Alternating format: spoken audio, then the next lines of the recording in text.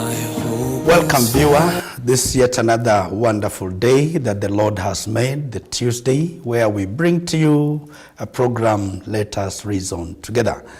And we are so privileged today because we have got a panel of students as well as counselors that are going to help us look into a topic that we are calling sexual purity. All of us realize that all our primary schools and secondary schools are closed and students are at home. And this sexuality is one phenomenon that has brought a lot of problems to anybody that is concerned. And therefore today, even as we look at it, we're going to look at how does it come? What are some of the pressures that comes along with it? How can we come out of this problem, the outcomes that comes along with this? So I want to introduce my guest today. On my immediate right here, we have got a student from Our Lady of Fatima. Can you shout out your name? I'm Vital Prince Boa from Our Lady of Fatima. I'm in Form 3, and I serve there as a CU chairperson at Our Lady. Thank you. And on my extreme right, we have got Madam Judy. Judy Kibet is my name. I'm glad to be here. I'm a member of Kenya Students Christian Fellowship, Nairobi County, and I also work among students. Immediately on my left, we have got a beautiful lady. Name? My name is Okoth Sherin Isdora from Kinyago Danora Secondary School. I'm a Form 4, and our school is located in Jiru Sub-County, Nairobi County. Thank you. Karibu, and my counselor there. Yeah, I'm Reverend Dennis Pamba, Senior Pastor Nairobi International Church, and Associate of KCSF, Nairobi County. Good. So these are the panelists that we shall be engaging to look at this topic, sexual purity, which is a big thing, and especially now that students are closed schools. Oh my, we have got wolves out there. While we were in school, it was like the teachers, but today we have got the neighbors and even relatives, and we're still very big adults that are looking to mess around with our students. So, Judy, this is a new phenomenon. This is something that has never been there before. Can you just let us know, where have we come from, especially when we look at our traditions, our values? This sexuality, how was it taken? As I look back to my upbringing, I used to visit my grandmother and my grandfather, when I was young. And one of the big things that used to come out is that girls never had an option of who to marry and who not to marry. You'd go to the river and you'd be kidnapped. That's how you got a spouse. In other cases, they would go for a dance competition. In the course of the singing, the best who sings gets the most beautiful bride. Other things in my time as I grew up, there were very distinct boundaries as to where you stay, where the girls would live. They would live near their mothers and their aunties and their grandmothers. Mm-hmm. On the other side, the boys would be with the men, including eating. And one very interesting thing about my community, we don't greet this close. I get a bit frustrated when we have to have these very close hugs, especially with brothers. In my upbringing, greeting of a father would be, hi daddy, and that is it. And that happens to date. With my mother, you would do the 1 meter hugs. Hi mommy, and yeah, I would be okay with that.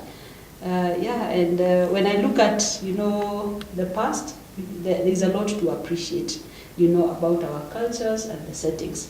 But I think a lot has changed, because of urbanization, modernization, schooling. Quite a number of things have changed, especially from, the early 1900s. Sure. So now, as we compare now, for example, now what used to happen to what is happening today, Reverend, what can we say? Are we at par, or there is a whole total difference? No, it's a whole difference, and things are really happening differently now. And some of the things are being affected by our economic status. Just speaking up from her community in relation to what is happening today. I visited a family that has 6 children and they live in one room. So during daytime, part of the room is the sitting room, and their beddings, they roll them and put them under the bed. And so at night they unroll and you sleep as you want, wherever. Boys and girls, you just sleep. And the reason is they cannot afford to, rent a house for the boys separately and the girls separately. And that becomes a pressure. Yeah, when they get to school, or they get in the society around, especially in Nairobi, it's now no longer the issue of the boundaries, but it's the issue of boundaries are relative. It's how I define, not how you defined. And so, and they hear stories from their friends. They see things that are happening around, wherever you go. If you avoid watching the TV, you move outside, you see something that is related to sex. If you avoid that, you get a phone and then it has something that is related to sex. So I think that there's a lot of pressure around that pushes people away from what was originally there. Prince, just tell us, what are some of them, from your own perspective, what are some of these pressures that you as a young person really feel that are really causing you even to indulge more into sexual activeness? Okay, first of all, learning in a slum-situated school is very difficult. And there are so many things that are happening in slum areas. And as you look at my school, where it's situated in Nairobi, in Kariobangi, this is a slum. And slum, there's so many activities like drugs, peer pressures, and all that kind of thing that will try to get you out of your own identity that you have to the world identity now. So the kind of friends that me as a person I'm keeping are the ones that are driving me away from what I believe in and what are my principles about the way I carry myself at home and in school also. Let me get also an opinion from Shireen. In terms of, do you feel that there is support that you get today that is able to help you even carry yourself in a more dignified way, in a more respectful way, that everybody will want to appreciate that Shireen is a good girl?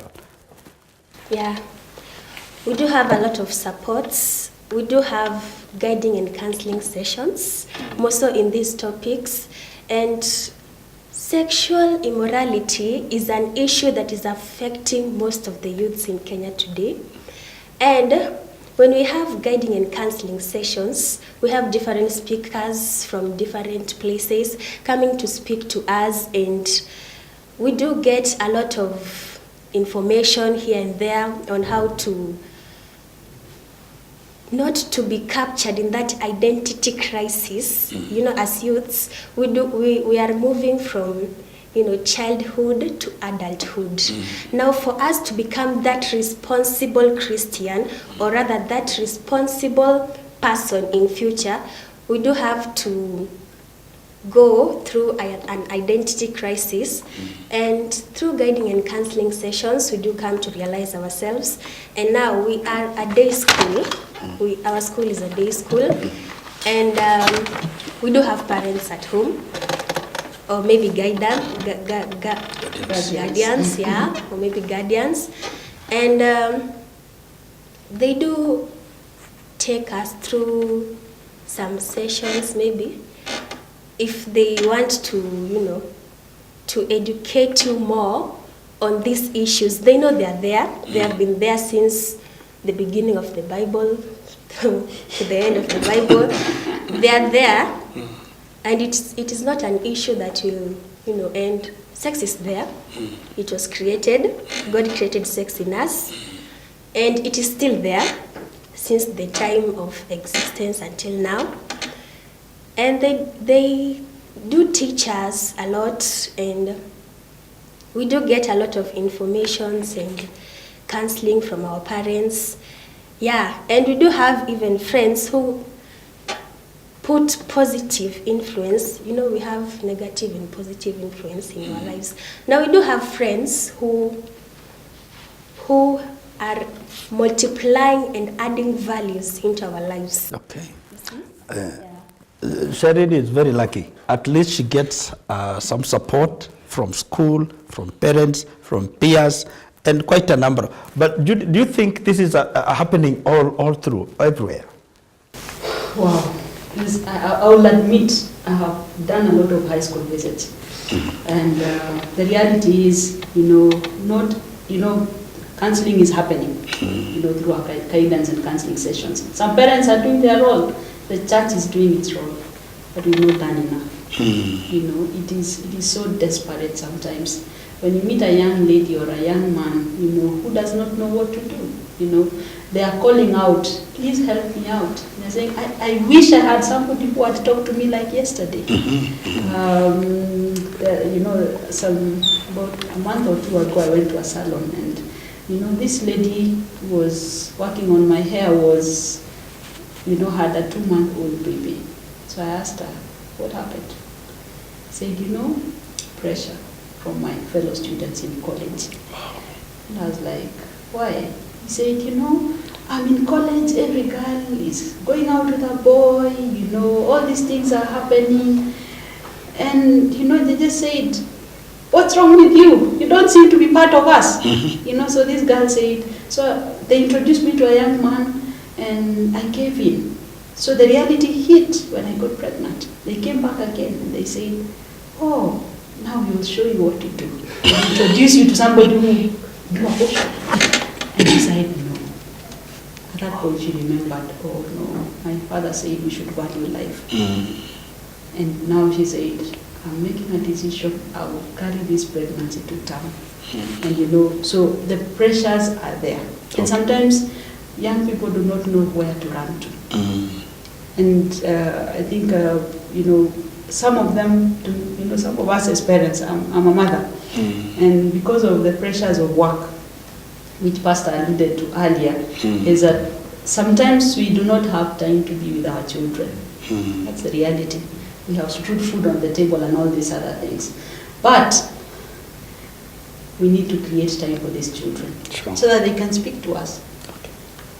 In our schools as teachers, as pastors, create a way of reaching out to these young people. And young people, I want to encourage us, just walk out, get help. Yeah, there are people who are out here willing to help. Thank you so much. I think we're doing very well. And we want to have a few minutes break, and then we will come back even to look in much details concerning the perversions, what are some of them that are really affecting our young people, and how is it that we are able to curb this trouble. In Christ alone, my hope is found. He is my light, my strength, my song. This